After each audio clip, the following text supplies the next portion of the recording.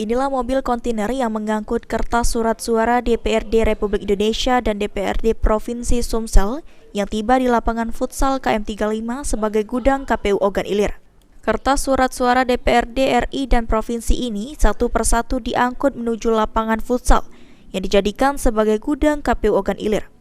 Ketua KPU Ogan Ilir Rusdi mengatakan, surat suara yang datang ini sekiranya pukul 12 waktu Indonesia bagian Barat dan baru dilakukan pemindahan dari mobil kontainer ke gedung pada pukul 13:30 waktu Indonesia bagian Barat, tepatnya setelah sholat Jumat.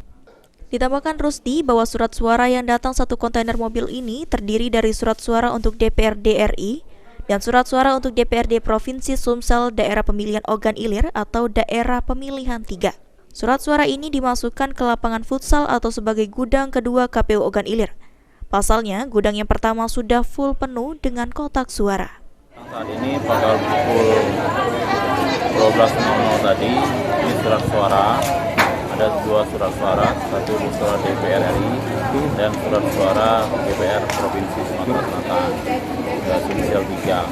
Jadi untuk saat ini lagi proses pengangkutan dari mobil ke gudang logistik pertama yang sesuai dengan catatan itu ada 645 kotak satu surat suaranya. Jadi dikali dua, ini lagi proses ini, nanti juga akan lagi ada proses penghitungan. Ahmad Romawi, PAL TV.